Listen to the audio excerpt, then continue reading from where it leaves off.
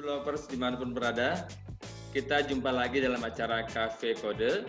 Kali ini kita akan membahas tema bagaimana membuat konten YouTube yang kreatif tapi tanpa menyakiti orang lain.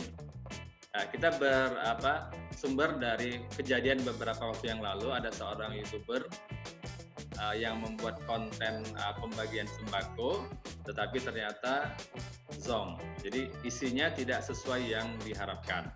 Nah, bersama saya sudah hadir Bapak Heribertus S. Hartoyo, Sarjana Hukum.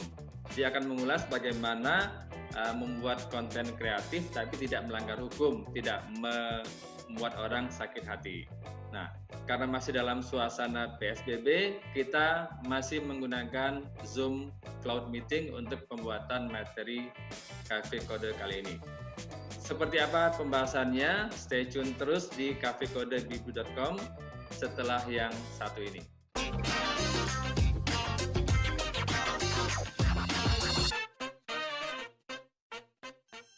Silakan untuk memberikan penjelasan dulu tentang bagaimana fenomena orang-orang membuat konten media sosial atau YouTube atau apapun namanya, tetapi tidak menggunakan atau memegang etika sehingga membuat orang sakit hati dan itu berindikasi melanggar hukum.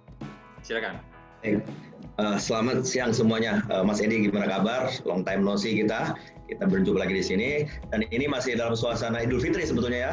Makanya sebelumnya saya sampaikan minal aidin wal faizin nih buat teman-teman semua, masyarakat semua, dalam suasana yang seperti ini, ya bisa dibilang kita prihatin, tapi kita tetap harus semangat lah, stay tune untuk juga sama-sama kita berbagi. Nah, sekarang dalam hal ini kita mencoba berbagi mengenai masalah seputaran kejadian yang belakangan semakin marak ya di media sosial, terutama mengenai masalah YouTube atau juga masalah podcast dan lain sebagainya lah gitu ya. Jadi sepertinya begini, saya akan mencoba membahas bagaimana sih perkembangan terakhir ini mengenai media sosial gitu kan. Saya terutama di bidang praktisi di bidang hukum, tentunya akan sedikit lebih membahas masalah hukumnya gitu kan.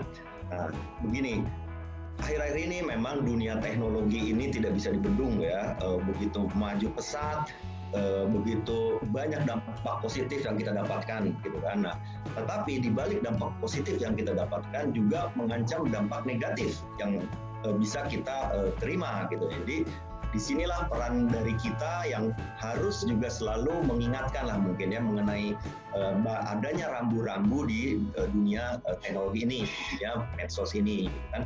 Walaupun ya memang banyaklah ya pembahasan sudah dilakukan mengenai undang-undang IT ya, informasi teknologi ini, akan tetapi banyak pembahasan tapi juga makin banyak nih pelanggaran gitu kan. Nah, saya juga mendapat informasi data dari Direktorat Cyber Mabes Polri gitu kan, makin meningkat ini dunia pelanggaran-pelanggaran IT itu, terutama pertama yang saya dapat informasi lebih banyak mengenai ujaran kebencian gitu kan, terus kemudian mengenai pencemaran nama baik. Nah, dan ketiga yang saya lihat urutannya adalah mengenai hoax gitu ya. Nah, kembali sekarang kepada masalah dunia digital medsos. Memang kalangan milenial nih yang menurut saya nih orang-orang yang kreatif, yang saya lihat anak-anak muda zaman now ini gitu kan, mereka sangat kreatif sekali, apalagi di dunia IT ini membuat banyak sekali konten-konten yang menarik. Nah, hanya saja memang patut kita sayangkan ya kadang-kadang ketika kita bersemangat untuk membuat suatu konten, dia mungkin lupa bahwa ada rambu-rambu atau tanggung jawab, paling tidak tanggung jawab sosial yang harusnya dijaga kan, yang seperti tadi Mas Edi sampaikan tadi bahwa dia maksudnya mungkin memang ingin membuat itu di YouTube itu, akan tetapi isinya ternyata tidak sesuai, bahkan menurut pendapat hukum saya secara pribadi itu sudah termasuk kategori pencemaran nama baik atau penghinaan bagaimana diatur dalam yang etik ini. Nah, jadi kenapa hal itu bisa terjadi gitu ya? Pertama, memang sekali lagi dunia interaksi ini di dunia medsos ini sangat sangat cair. Beda misalkan kalau kita bicara atau ngobrol di warung kopi, gitu Mas Edi ya.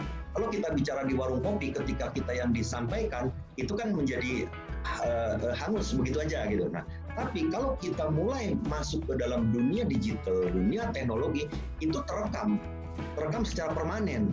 Nah, sehingga itu bisa menjadi misalkan menjadi suatu alat bukti kalau bahasanya di kami gitu ya. Nah, disinilah yang kita harus menyadari ketika kita mulai membuat sesuatu konten atau bahkan ketika kita mau berbicara lah, katakanlah seperti itu.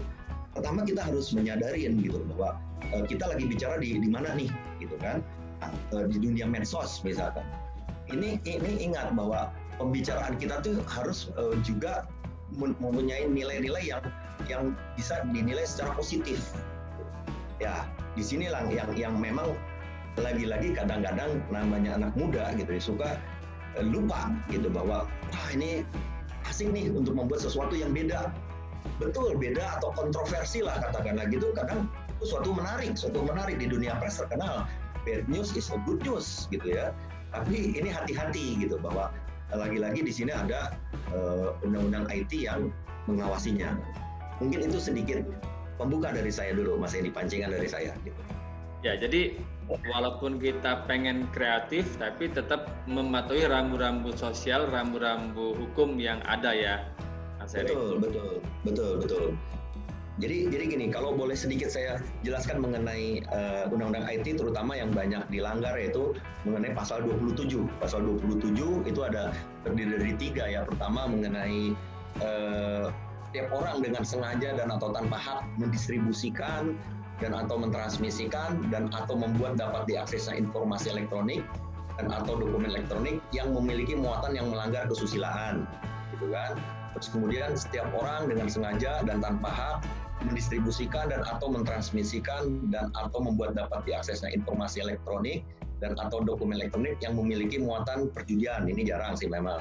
Nah, yang ketiga nih, setiap orang dengan sengaja dan tanpa hak mendistribusikan dan atau mentransmisikan dan atau membuat dapat diaksesnya informasi elektronik dan atau dokumen elektronik yang memiliki muatan penghinaan dan atau pencemaran nama baik. Nah, di sini yang kita harus ingat bahwa betul sih, memang kita mempunyai kebebasan berpendapat ya, sebagaimana diatur dalam pasal 28 Undang-Undang 45 kita, Undang-Undang Dasar 45 kita. Cuman harus diingat bahwa kebebasan itu berpendapat atau berbicara itu tidak bersifat absolut di sini. Nah, di sini juga ada hak-hak asasi manusia yang juga harus dihormatin. Gitu. Jadi tidak sifatnya wah kita kan bebas berpendapat. Betul. Bedakan antara, kita harus memahami juga bedakan antara berpendapat gitu kan, atau mengkritik atau juga menghina gitu. Misalkan begini, kita berpendapat bahwa kamu pintar atau kamu bodoh gitu. Itu pendapat. Nah, yang tidak boleh adalah dengan menuduh, mencemarkan nama baik dengan menuduh, yaitu pasal 310 KUHP ya. Misalkan begini, kamu udah mencuri. Kamu bodoh banget sih, lu mencuri gitu. Misalkan seperti itu. Nah, ini kan menuduh kalau tanpa ada dasar. Atau semacam misalkan, ya itu tadi bahwa kita menghina orang dengan menuduh gitu. Nah, tapi kalau mengenai misalkan kita mengatakan kamu kurang begini, kamu harusnya seperti itu kan kritik. Atau kepada pemerintah lah, misalkan kita mengkritik kebijakan misalkan PSBB ini, misalkan ini kebijakan seperti ini, kurang begini, itu boleh mengkritik, memberikan masukan boleh, atau kepada pribadi-pribadi boleh gitu. Yang tidak boleh adalah itu tadi dengan menuduh sesuatu keadaan yang tidak sesuai dengan kebenaran. Itu loh Mas Edi, seperti itu.